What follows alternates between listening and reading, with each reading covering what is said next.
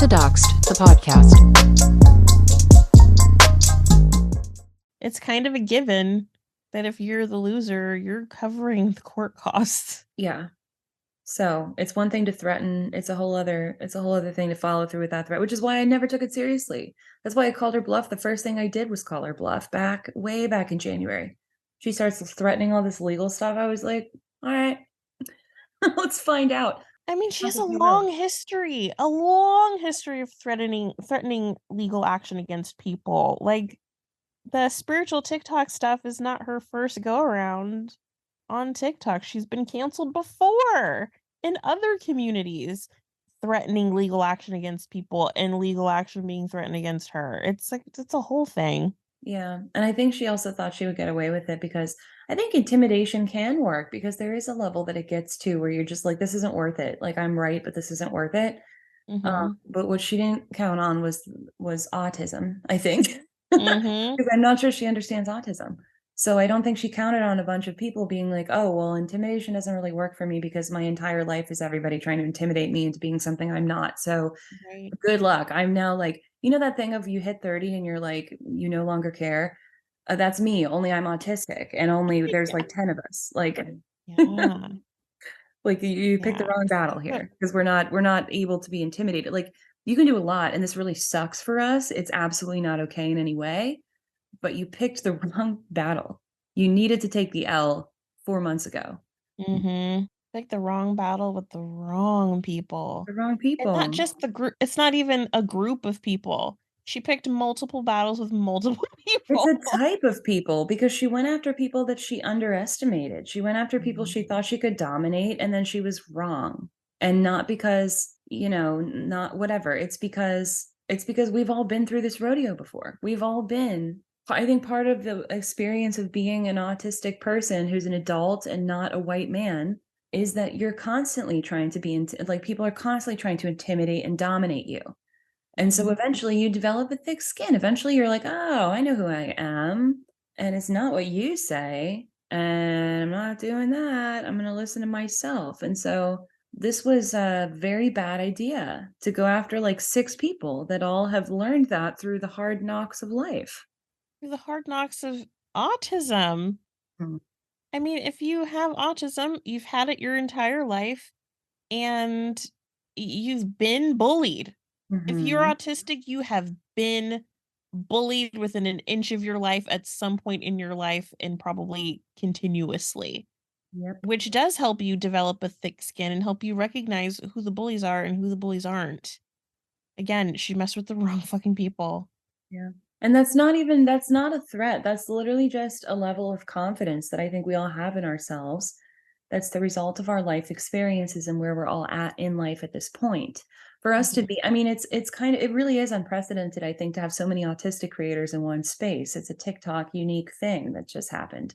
And before that, there wasn't really a space for us to coalesce like that, and much less to rise up with that level of confidence of like, maybe we could do this, because the world wasn't ready for us until right now.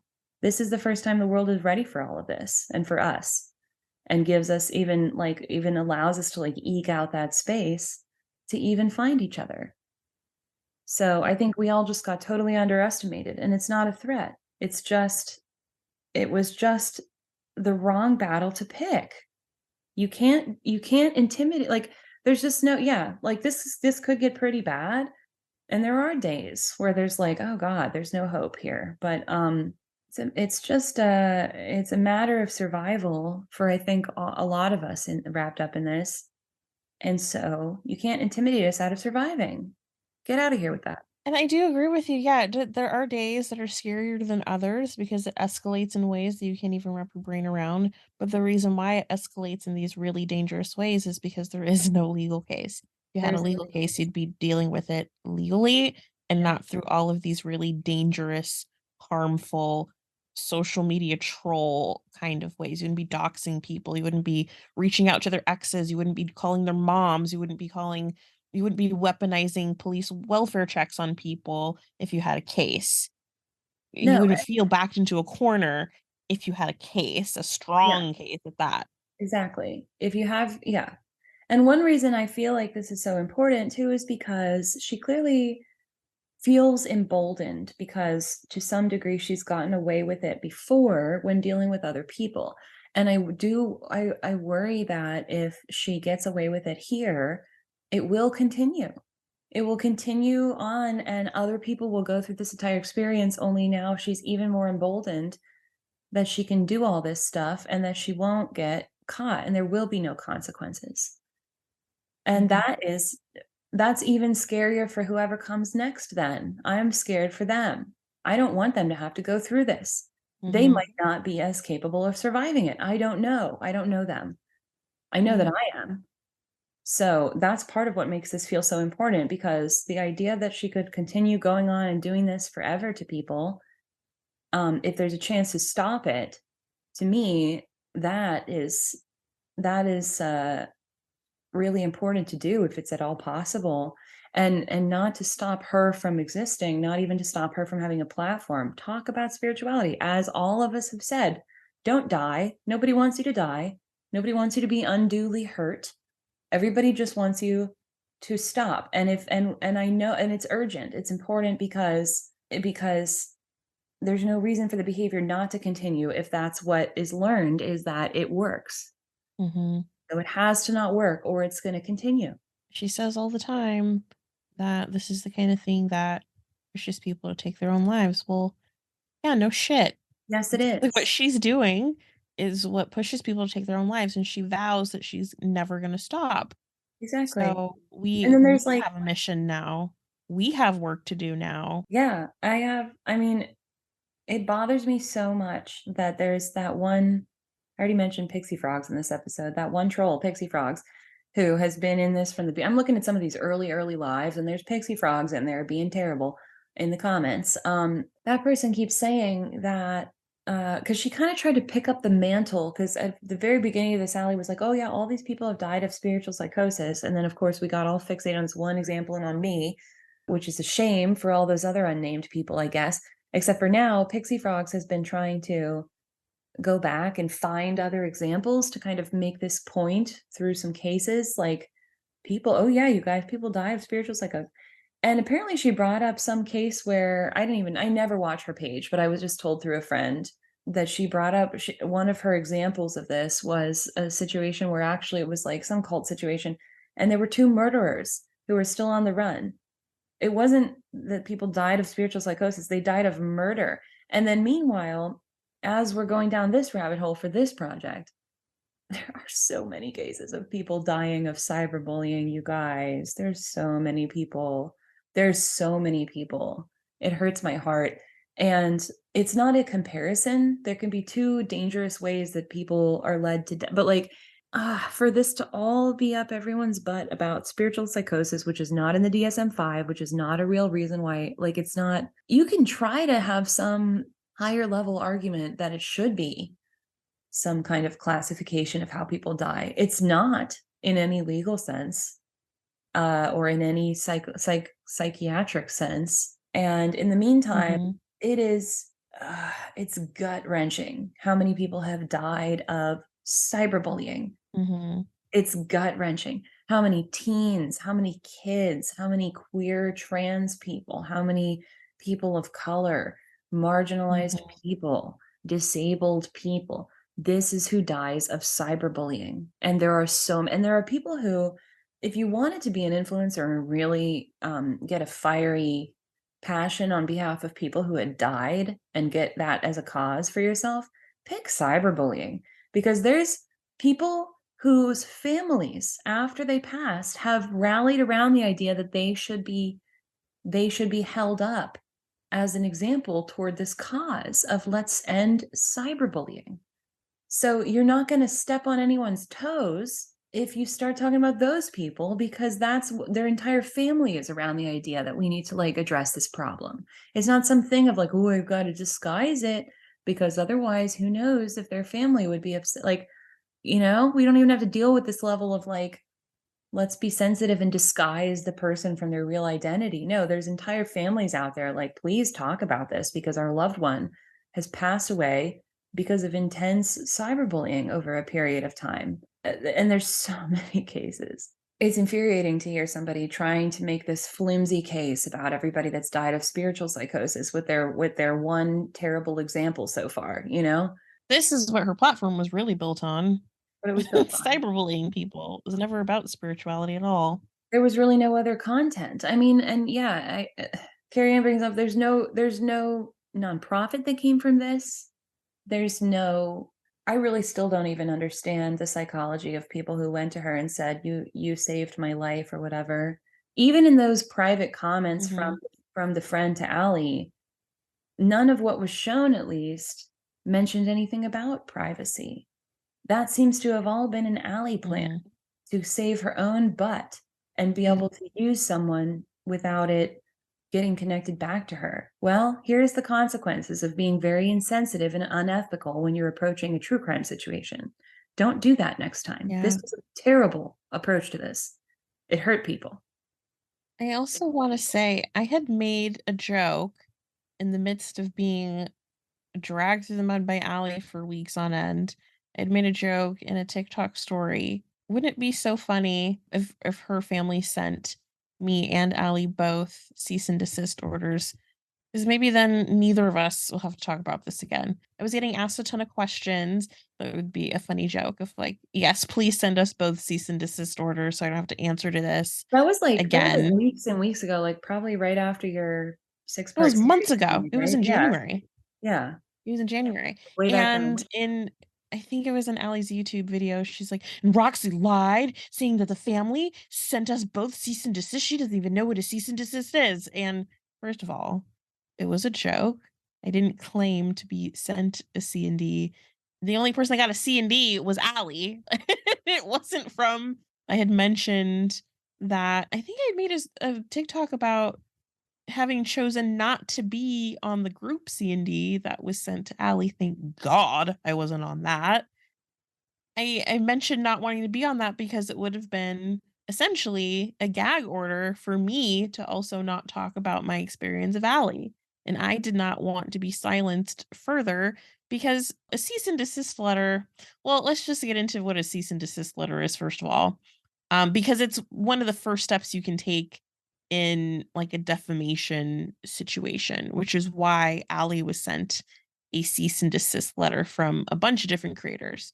I again was not on that group C and D, but essentially it's a gag order in this context because there was some defamatory stuff going on Allie's end and people wanted her to stop talking about them. So I use the term gag order because it would mean, hey, if I don't want Allie to talk about me, I can't talk about Allie either.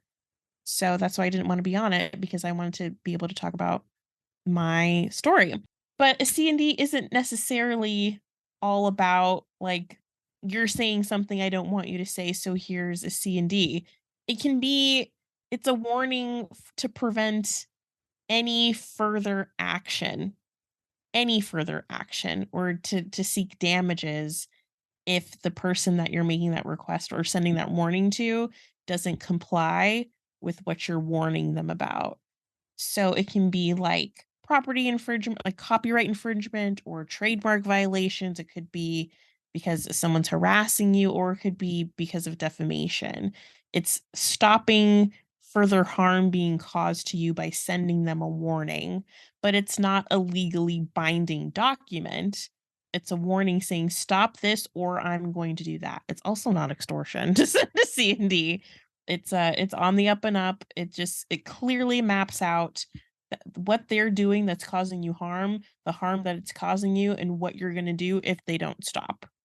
So gag order, yeah, it can be if what you're requesting of them and what you're warning them about is them harassing you or cyberbullying you or defaming you or your business. So, yeah, and I to my knowledge, nobody has received any kind of legal documentation from anyone except that Allie has received legal documentation from multiple targets of hers. But Mhm. but she has not sent Mhm. anything to my knowledge. Nobody has That's the only legal documentation so far is cease and desists, etc., sent to Allie. So there's that. Yeah, and she didn't respect it. She was sent to C&D to stop harassing and defaming and cyberbullying the people that were on the C&D, and she immediately hit record and made like 5 or 6 videos about it, making fun of it. And then And immediately called the lawyer who had served the cease and desist and harassed them at their legal offices with like a bunch of calls and voicemails. which, don't do that. That's a Don't do bad way that. to respond to a C&D. But again, a C&D isn't a legally binding document. It's not a C&D is not a court order. It's a Mhm. warning from me to you, you to her to you, whatever. It's not from a judge to someone. So if you're going to send a C&D, you have to be prepared to enforce it and back it up with actual legal action and a court order, or you're going to sue someone or whatever. A C&D, it's like hopefully they'll be intimidated enough by it or take it seriously enough to not continue to cause you harm, but they don't have to stop. A Yeah. judge would have to make them stop. And this is a rabbit hole too. I'm interested in talking about, I think we're going to talk about both legitimate stalking and gang stalking situations, and then also there's communities of people who believe they're being gang stalked that are understood widely to be delusional. So I think we're going to try to talk a little bit about the distinction between when you know you're getting stalked or gang stalked and what it might look like if there's something else going on neurologically that might make you feel that way, or what kind of red flags would be for that kind of thing as well, because I do think that's important. And this real life kind of stuff can also cause paranoia, and sometimes intentionally, because a lot of the people that will even engage in this kind of behavior, I think, are trying to play psychological tactics. So, from what I understand, gang stalking is like surveilling you, threatening you, gaslighting you, vandalizing your property. It can be a group of multiple people, or it can be a whole organization doing that. But the goal is to make you feel crazy. It's to make you feel fearful and intimidated, to feel isolated and paranoid, to sort of weaken you. And then cyber stalking, using some kind of device to do the same thing under the definition of gang stalking, just online. I also looked up a definition of just regular stalking, again from the Oxford Languages dictionaries. This seems to be the very same definition that Jubilee used in an early video, because Allie was like, because I had accused Allie of doing stalking behavior at me super early on. And then Allie was like, no, I didn't, nothing like that. And so one of Jubilee's first videos, and I do also just want to say, I think I said this in an episode that we recorded, but later decided to drop in favor of some other stuff that seemed more urgent to talk about. But the biggest egg on my face of the entire first half of the season that we dropped is that I didn't get Jubilee's birthday. It was January 14th and not the 17th, and I feel like the biggest piece of shit because I love Jubilee and I will never forget her birthday again. But anyway, so that entire thing happened because of my whole friends only video going public, and so that was all around the time she was getting wrapped up in it. And one of her first TikTok videos on the entire thing was, she wasn't trying to like go after Allie in the beginning. She wasn't like, oh, I'm gonna deplatform Allie immediately. Her first videos were like, let's get some definitions in here. Let's talk abstractly, as we all are trying to do, about what's going on. So she gave this definition of stalking, which was in support of and does support my use of the term at the time. The first definition is to pursue or approach stealthily. And then the second one is to harass or persecute someone with unwanted and obsessive attention. Mm. That is a good, I think, basic definition of stalking. And then, yeah, gang stalking would just be like a group. Mhm. And cyber stalking isn't necessarily a group. It's stalking through the like electronic means and through the Mhm, internet. mhm, But within this context, I would say this is like cyber gang stalking. But the best example I can think of in terms of cyber gang stalking, which I don't think isn't a real term, but it would be what's happening in all these little discords and the private Reddit. mhm. That is very much cyber gang stalking for sure. Very clandestine, very much using burner accounts to record everything that we make and pass it around. I know for a fact that a background check was done on me. That's probably being spread around the Reddit. It's gross and scary. Pretending to like purposely scheming to pretend to be our friends, to get close to us, to get information, to take back to the private Reddit, to take back to Allie. Yeah, and I think also sometimes with just regular just stalking, there can be different reasons for that. Like maybe you just have a nasty ex who feels like they own you and is going to come sit outside your house or whatever, which is part of Carrie Ann's story, and part of what makes that all extra dangerous and terrifying. But it seems like with gang stalking, often there's kind of a specific part of it that is psychological, that is intended to psychologically harm you and make you feel crazy. Mm-hmm. Yeah, so again, it's very interesting to me. It's interesting to look at some of the cases you found of legitimate gang stalking, because in a lot of cases, disturbingly enough, it's coming like from the government, and in order to kind of Mm-hmm. keep citizens in line, or keep people in line on behalf of very powerful systemic organizations and institutions. So that's kind of mind blowing. But then there's also this other level of people that get very conspiracy minded and dip into, well, I do think this gang stalking is, and people have their own experiences. You really can't take that away from them. At the end of the day, who am I to say like what's really going on? But at the same time, I do think it can be dangerous to and there's very real cases of delusions that everybody is out to get you and that is thinking about you and is focused on attacking you. So it's really Mm-hmm. interesting, I think, to look at the distinction between some of these like psyops that are intended to drive people crazy. And then what does it look like to really actually be experiencing a delusion as opposed to somebody trying to make you feel like you're deluded? And I think there are some clear differences, or like red flag, green flag kind of things. So I'm excited to talk about that. But Mm-hmm. maybe let's start with like the counterintelligence program, for example. Oh, maybe even just the origins of gang stalking you have here. It says it was believed to have emerged during the 60s and 70s when the FBI and other law enforcement agencies engaged in illegal surveillance and harassment of political activists and dissenters. This period, known as the counterintelligence program, was later exposed and condemned for violations of civil liberties. Mm-hmm. I wonder if that is kind of the first instance of gang stalking, but I'm sure it's the first time when it was being talked about in a kind of legal sense.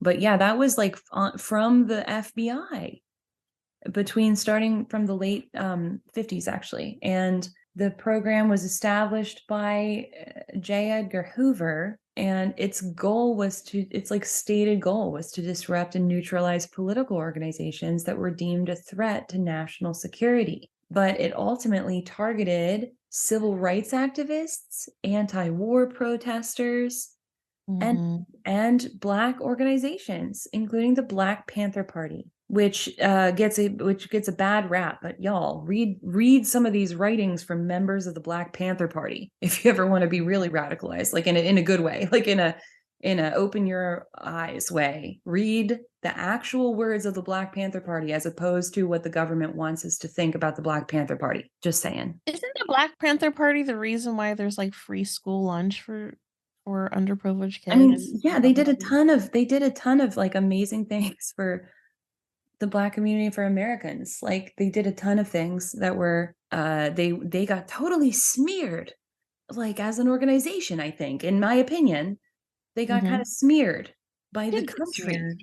And that's why, like, they were the targets of a smear campaign that was pretty successful because of whatever you're thinking about them. If you haven't done the work to look into them, read their words, because it makes a lot more sense than the government wants you to think it makes. I feel like the counterintelligence program, in no way at all in American history, there's no way they could have been like the first on record gang stalking situation. They could not be the origin because the fact that the story about them is like the most notable story about them is them absolutely destroying the Black Panther Party. Mm. There's a theme there that dates back way, way beyond the Yeah. 1960s. Like, you can't tell me the police weren't the first gang stalkers aka slave catchers. Like, there's no freaking way. I think that it must also be going back to that thing of like, do you have legal recourse first? And if you don't, this is the kind of stuff you resort to. Because I'm sure before that, you could just do it within the law because the law was white men, right? But now, Mhm. in this case, like they use tactics like illegal surveillance, wiretapping, blackmail, intimidation. Of course, intimidation, I'm sure. But Mhm. a lot of that other stuff, it's like you resort to that once the laws start to make it safe enough for people to legally do things, like once you can't just rely on some corrupt jury or judge or institution to just do the dirty work for you, or your huge cult following to do the dirty work for you, that's when you resort to Mhm. all this other stuff. And I mean, that's why pushes for civil rights and legal protections for protected classes, that's why that's so important. And that's what pushes things Mhm. into this realm, I think. I mean, this is part of this ongoing battle for civil rights. This is what the pushback is. This is what it looks like when the institution starts to not get their way anymore. I don't know why this name is popping into my head, but I keep hearing the name Emmett Till going through this gang stalking stuff. Like, I feel like that is an example of this exact thing. It's the theme of Emmett Till is such a good example of everything we're talking about tonight. Caroline Bryant, is that her name? Brandt or Bryant sees Emmett Till in an elevator, accuses him of coming on to her, and sends a mob of white men to get him and punish him, kill him, and take him away from his mom. He was a little boy, Mm. 13-year-old boy. He was a kid. Like, that is such an example of everything we're talking about, that some white woman can just make up a story, which Yeah. she admitted in her old ass age that she made up this story about Emmett Till that got him murdered, The brutally ultimate Karen. murdered. And the same thing is happening right now where Allie can just make up whatever and the mob just comes. No questions asked, stalking us, hunting down our information, doxing us, Mhm. posting our families' photos all over the place, calling our moms. Like, this is ugh. It's just making my blood boil thinking about this. But Emmett Till came up in my mind because I feel like that's relevant. It's a It is really relevant. extreme case of this whole thing. It is, and that's also that's like a race-based story, and this is like a disability-based story, I feel like, although for in your case, it's disability and race, of course. Hmm. But yeah, I think that there's like a whole recurring theme too of just like it's about social power. You can't really extort someone if you don't have social power over them in some way or some kind of power, like to actually, have a threat that carries weight that makes people afraid. That's really the only way you can successfully extort someone or have anything to extort them with. This terrible group, the counterintelligence program, stalked and harassed and illegally surveilled and wiretapped and blackmailed and intimidated the Black Panther Party, leading to the assassination of a really influential leader of the Chicago chapter of the Black Panther Party. God, shot to death in his sleep during a raid. A lot like Breonna Taylor, also shot to death in her bed during a raid. Ugh, this is just, ugh, it's just so dark at law enforcement and our own government can be this way. This is why it bugs me that wellness checks can be weaponized, police wellness checks, because it leads to violence against black people and harm against BIPOC bodies. This is a terrible program. It was a definitely dark time in American history, one of many dark times. They were one of many horrible groups and organizations run by the government that harmed people and impeded on people's civil liberties. Mhm. Yeah, awful. Yeah, I mean, it's wild to think that, of course, it's going to have a chilling effect on political activism when you realize that the actual FBI is targeting activists.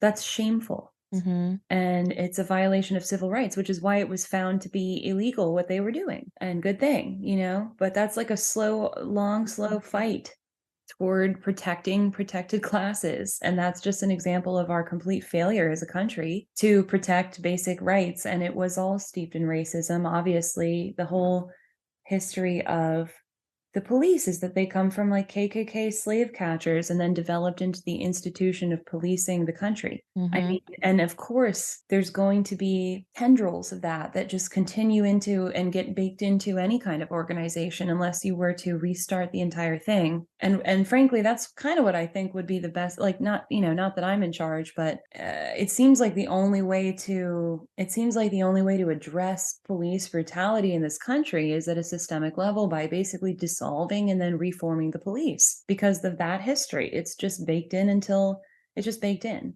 You really can't just fix it unless you got everybody out of there and started fresh, I think. That's my opinion. But I mean, Mm. this is the real kind of thing that happens when that history is baked in. Are you tired of feeling unsafe online?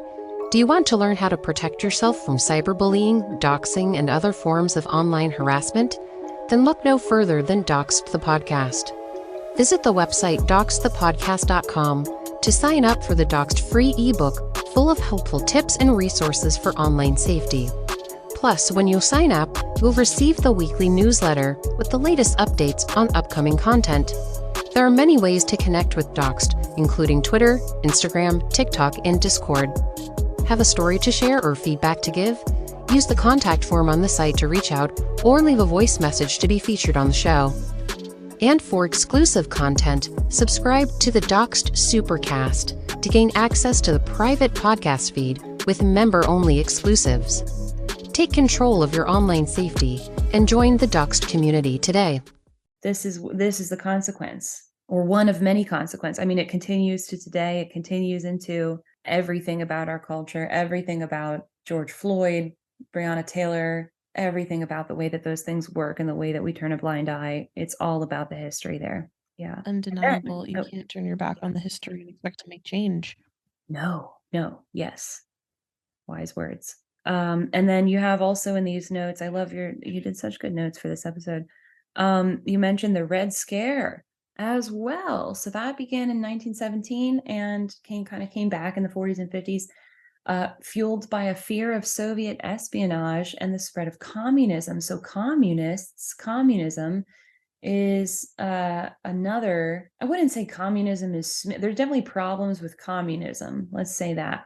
But there was all this fear Mhm. that everybody was a communist that was used against regular citizens by the House Un-American Activities Committee, which targeted people and organizations suspected of communist affiliations.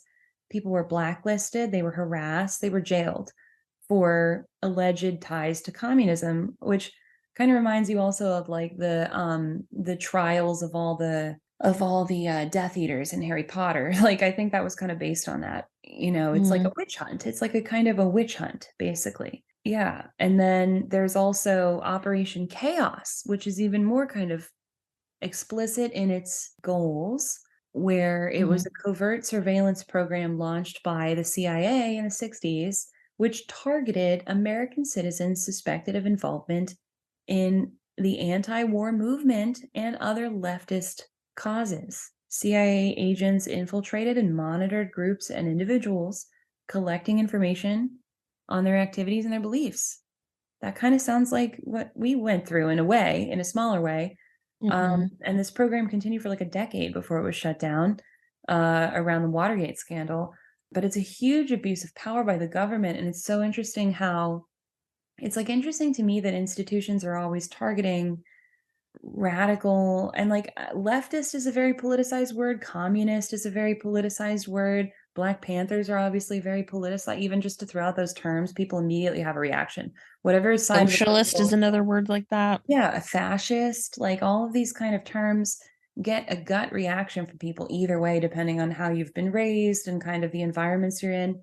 There's a reason for that. There's a reason that the government has done smear campaigns against, like, and again, not all of it. Like there's a whole other conversation about communism. There's a whole other conversation about what counts as literal fascism and what is just like a fascist behavior, you know. But the idea that the government is coming out here and literally doing smear campaigns against Black revolutionaries and against leftist values in general, like just why do you do a smear campaign? Because you're afraid of the power of something, because you're afraid that something actually might make a change. That's when the Mhm. system pushes back against something, is when the system is afraid that the thing might actually change the system, might actually break the system. So it's very interesting that I've never heard of some big government smear campaign against Fox News, against, you know, it's interesting what the government puts its attention toward in terms of let's destroy this idea before it can do anything to us. But then it's also interesting in relation again to the stuff a little bit later on that we can talk about, which is when people are suffering from mental health issues and maybe having a delusion that they're being gang stalked, the themes that come up in that are very interesting to me as well, in contrast to these kind of actual gang stalking situations. But first, do we want to go into the cyber stalking cases that you have listed? Yeah. Yeah, the first one listed kind of threw me for a loop because it was very strange. So it's the US versus Drew, Lori Drew. So I guess what had happened in this case was Lori Drew's daughter had gotten into a conflict with another girl, like a 13-year-old girl. Yes. A kid's thing going on. So her gets into it with this young girl named Megan, and as a way to punish Megan, Lori she catfished this little girl, this 13-year-old girl, by pretending to be a boy on MySpace, and fell in love with her and started dating her online. They obviously never met because he wasn't like a real person. And then, as the persona of the boy, broke her heart by like ghosting her and ending the relationship. And little Megan committed suicide because of it. Like, this grown woman was catfishing this little girl to punish her to humiliate her and harass her That's for terrible. getting into conflict with her daughter. And she Gotta be killed like herself. sociopathic. I mean, yeah, that's really upsetting. Like I can understand a mother's love doing anything to defend your kid, but that's gotta be, I mean, because this kind of cyber stalking, part of it is that it is like sustained obsessive levels of harassment to take Mhm. all of your day and do this. I Yeah. mean, to pretend to be a made up person, to engage with this young girl on the level where you're developing a relationship, she's falling in love with this catfish persona that you made up specifically to humiliate her and break her heart because she got into a tiff with your teenage daughter, as a lot of teenage girls will do at that age, and it cost her her life. She was a little girl. I don't think people need to understand how young 13 is. Oh my god, I think I was still playing with Barbies when I was 13. I was a little girl. Yeah, in the case of Emmett Till too, 14. Like these are kids. Babies, basically. Yeah. Yeah, she definitely did not win her case. Um, Hmm. she definitely got in trouble for that. I don't know how long her sentence was, but awful, That's wild. disgusting, But what it also says is she was subhuman. convicted of 3 misdemeanors. Seems like that would be more than a misdemeanor. That's pretty wild. It's probably some kind of technicality because it wasn't manslaughter. And I feel like there's been other cases similar to this where someone does something awful and it drives someone to take their own life, so it's technically not murder. They really have to dig deep to find a way to make this person guilty. Yeah, I mean that's fair. It's like it would be hard to prove. Yeah.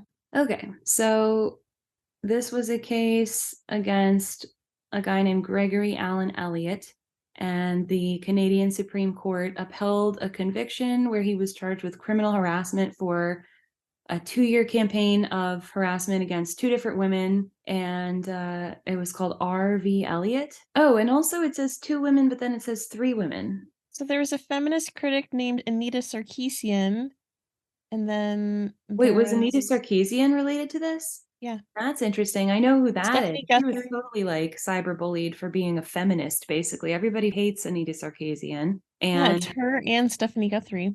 okay, I did not realize that was like the same thing.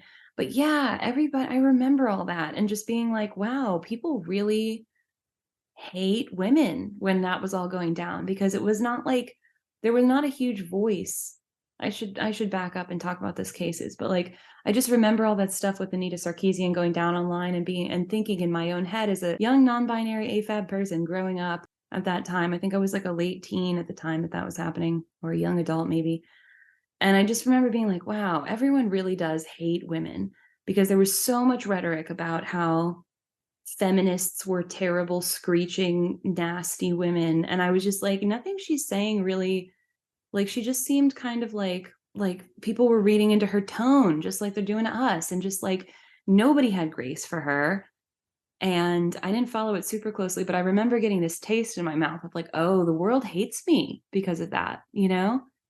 Just like, wow, the world really hates women because they are so ready to rip to shreds anybody that they think of as a feminist, which is weird. Like, it's weird how much hate the idea of feminism gets when it's really just literally like equal rights for women. Now you can get into womanism versus feminism and why that might be like white exclusionary, but for some man to rag on feminism, it's like, nope, you're just a misogynist, I think, is what's happening there. So we have R.V. Elliot, and that was in Toronto. Gregory Allen Elliot was charged with criminally harassing. It says 3 women here, so I don't know if it's 2 or 3. Following a dispute with Stephanie Guthrie, who was another feminist activist, the case was considered to have implications for free speech in Canada, and it was the first prosecution for harassment that solely involved activity on Twitter. And after the trial's conclusion, there were earlier cases of criminal harassment that were found, but Elliott's is still the only one that is known to not include any violent threats. So that's interesting. Looking through the background of that case, it looks like Anita Sarkeesian had started a Kickstarter campaign for a video series called Tropes versus Women in Video Games, and got a lot of hate for that. I remember that. She was talking about a video game that, in her opinion, promoted real violence. I get probably specifically violence against women, I'm assuming. That's why she did this whole video series. And yeah, that got her a lot of hate online for being outspoken about that. Yeah, they definitely dehumanized her. And Stephanie Guthrie, I guess, experienced the same thing because she objected to that game, that particular video game, and reached out to the news and potential employers for in the game designer's town. And this Gregory Allen Elliot, that's hard to say. Shit. Gregory Allen Elliot was an artist in Toronto. He decided to go after Guthrie, and he was quoted saying that Stephanie Guthrie's actions were every bit as vicious as the face punch game. I don't know. It just sounds like a neckbeard mouth breather in some basement with chips, crumbs on his belly, angrily typing on Twitter against 2 women that are being outspoken and being smart about a video game potentially promoting real violence. It's referred to as a face punch game. Like, yeah, that's violent. Yeah. And that was a different time online too. I don't know how many people listening were adults online at that time and how many people weren't, but it was a very different landscape in terms of what you could get away with in terms of harassing people, and the opinions on women were very different. Like, you even think back to, if anyone's heard like Monica Lewinsky talk more recently, and I was a kid really when all that was happening, but I just remember, I don't remember much, but I remember that people were happy to shit all over her. And hearing her talk now about how she faced a lot of harassment, cyberbullying, and defamation of her character, and she was very young at that time. And I think Mhm. part of what went into how bad the abuse was toward her was how very okay it was by society at large to be terrible to women. Like, and also this whole stuff with Anita Sarkeesian and Stephanie Guthrie is in that same vein. Like the whole environment was different to where people really, it was just like the resounding conclusion from online was these women are less than human. They're terrible. And there really, when Mhm. you looked, there wasn't that much of a reason, and it wouldn't stand today. Like the kind of stuff that was happening to these people back then, if it happened in 2023, if it played out, it would be such a different situation, I think. We're kind of in this space dealing with it in terms of disability, but that's like pushing the line further. Like it used to be like literally anyone outside of the norm, even extending to just a white woman, Yeah, would I mean, be think about how Sinead O'Connor was treated uh, for talking about the Catholic Church and the atrocities happening there. She was treated so badly, but look, everyone's talking about the Catholic Church now. It's not a secret anymore. yeah, and like so then also we were looking at some other cases of this stuff and Jessi Slaughter came up. And I also remember that from being a kid watching that a little bit. But looking back on that footage, it's stomach churning and it wouldn't fly today. She was like 11, Jessi Slaughter, and she Yeah, was she was a kid. having a breakdown on her computer because people were really bullying her. The whole thing started because this guy, this grown man, there was some rumor that she had had sex with him. She was 11. And same thing with like Monica Lewinsky. Like, of course, they're going to go after the young woman and not the man with a huge amount of power in the situation. And then Jessi Slaughter's on her computer crying because people are calling her a whore. She's 11. People are, and then her dad tried to get on there, and her dad's obviously like, I guess some other whatever came out about him later, but he was obviously trying to protect his little girl, and then he just didn't understand the internet because it was new days of the internet. So he's up there going, you Mhm. goofed, and we got all your emails, and the consequences will never be the same. And people tore that all to shreds. Nobody took accountability for any of that shit. And it was like a different time, but like that doesn't make it okay. It's just wild to see how we have progressed even since those times in the level of vitriol that was acceptable for just absolutely anybody outside of the norm. And we're still pushing those boundaries further and further out, and they need to be pushed further out. But it's crazy to think of where we came from, I think. I don't think much has really changed. Like looking back at the whole Jessie Slaughter thing, and like, yeah, that does kind of constitute as cyber stalking because, yeah, it does constitute as cyber stalking and doxing. I remember seeing in a story about her that like hundreds of pizzas were sent to her house, and God. I think her dad's job was contacted, and all of that. Nothing has changed.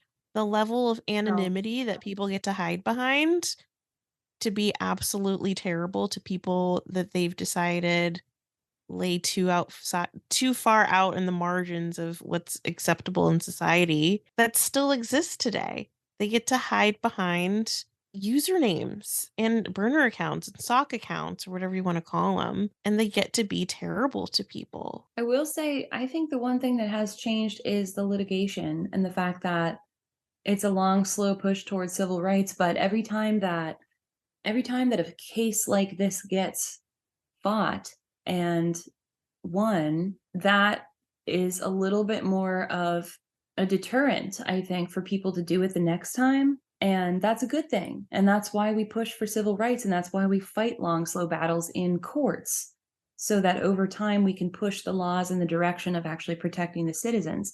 And so I think it's really important to highlight these cases and show that there are times where the cyber stalking, the cyberbullying does get too bad and it becomes criminal. And when that happens, that puts it in the real world, and it's intended to be like a deterrent for this kind of behavior because of the harm that it causes. So I think you're right. Like people's fundamental nature, like some people haven't fundamentally changed. And when they're able to get online anonymously, and not think they have consequences, they'll do the same behavior. They still hate women. All these people still hate people of color, still hate any, disabled people. There's hate, but they might think twice if there's been more and more cases where people like them acted like this and then it was deemed criminal, Yeah, I think the distinction though is these cases exist because someone was found out and charged and held accountable.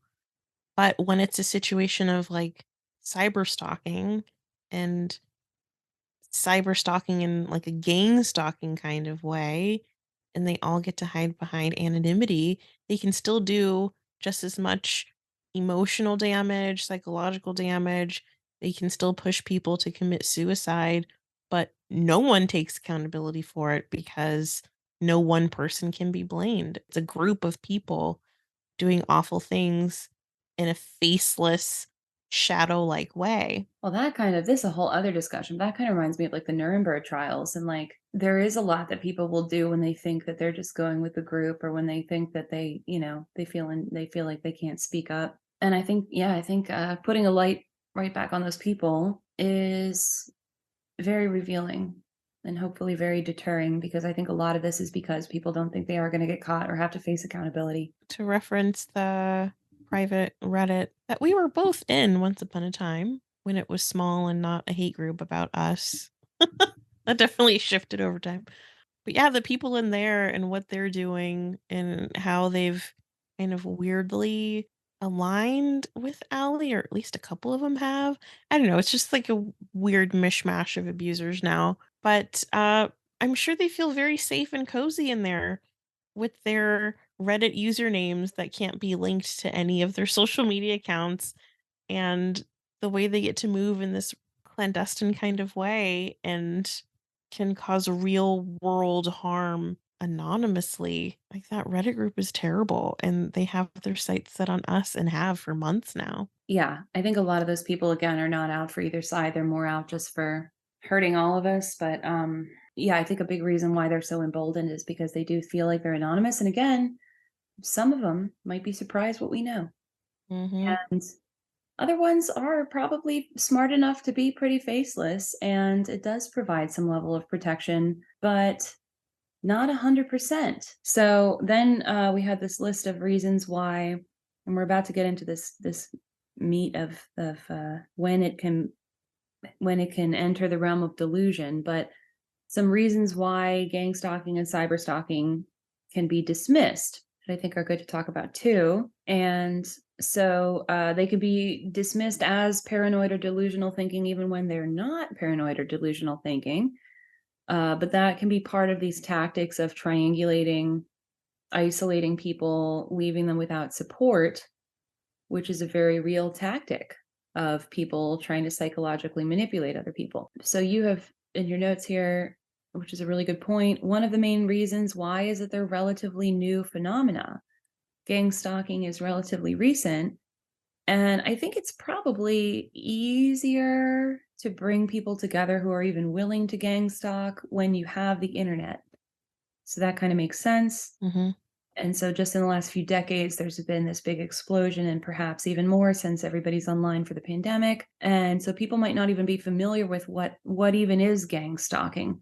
A lot of people in the last week or so, or 2 weeks, as this concept has come up, have actually, I've brought it up, and then people have met me with not quite understanding what that term even means, which is pretty interesting. And it is, I think, because it's kind of a new, but yet exploding into a big problem, but a relatively new problem, probably because of the internet in part. Then there's another reason why it might be dismissed is that it's really difficult to prove, which is part of what you were saying just earlier. It can be anonymous, especially with the internet. You can do it from pretty much anywhere in the world. You can combine forces with people all across a map. So it's very difficult to Mhm. identify a perpetrator and prosecute them, because you have to have a preponderance of evidence. So it could be easy to dismiss for that reason. Also, it can be difficult to understand. Yeah, people could hack your social media accounts, spread false information. there's a lot of different tactics, and it can make it convoluted and confusing. In our situation, people are constantly saying, oh, it's both sides, everyone's petty. Nope, you're missing what is happening here. You are not seeing what's happening here under the surface, if that's what you're taking away from this. But it's understandable why you might look at it and see on the surface that it's both sides. Understandable. Because it's hard to explain what the difference is, especially if you don't understand social power dynamics. Yeah, it's also really easy to say that it's both sides when you're not really invested in the story. It's also easy to paint us as the problem or the villains if you're only listening to Allie's side of things. Because it seems like she can say, oh, their podcast is just 16 episodes of bullying me. And if you just take that at face value, you'll believe that our podcast, every single episode, is just us bullying Allie. You can even think this episode is just bullying Allie. But if you do diligence, inform your own opinion, and listen, and invest a little bit of time and energy into understanding both sides, you'll see that there's an imbalance here. And it's not the imbalance that you think. So then this last inclusion on this list addresses that some people who are facing or experiencing these types of harassment might actually be suffering from mental health issues. And it's worth considering. Don't gaslight yourself out of what you know to be true, but it's worth considering. It could be a symptom of schizophrenia or other forms of psychosis. So if you have this kind of neurological predisposition, you might start to interpret just benign actions of other people as evidence of harassment or stalking. And so you might start to come up with this idea that you're being targeted when really you're not. I think you might feel like you're the center of everybody's universe. Really, nobody's actively doing that, but you're reading into the behaviors of the people around you. Or even sometimes I think just like signs and synchronicities can become something you get paranoid about. In the cases that I was listening to, and this gets into like, how do you tell? How do you tell if what you're dealing with is your own delusion or if something real is happening to you? And I don't think there's like hard and fast rules. And I think at the end of the day, it's important for people's experiences to be validated. So one of the red flags that I was noticing was that in the cases I was listening to, it is not uncommon for people to have just a vague or irrational idea of who might be targeting them. For example, aliens, the elite, Freemasons, these kind of vague organizations, not the government, not a specific government, or although I think sometimes people do think like, oh, the FBI or the CIA is after me as well. But a lot of times if it's just like some unnamed group, and then it's also pretty common for people to believe that their bodies have been invaded with some kind of electronic device. Also for them to experience voices or sounds that only they can hear, like beeping, or like people will become convinced that they're picking up radio signals through chips in their teeth or in their brains or in their neck. Sometimes you'll feel like some kind of hard object, like maybe you got a cyst or something and you're feeling that within your arm and you're thinking like somebody implanted me with a chip. I actually know somebody who went through a psychotic episode and came to believe that their mother had implanted a chip in the back of their neck to keep track of them. It was not true, but it's just, I mean, that's a very common symptom of common. It's a symptom of psychosis. There was a study that found, and it's a study, so again, how do they really know people's experiences? But this study looked at people who were self-reporting dealing with stalking and gang stalking.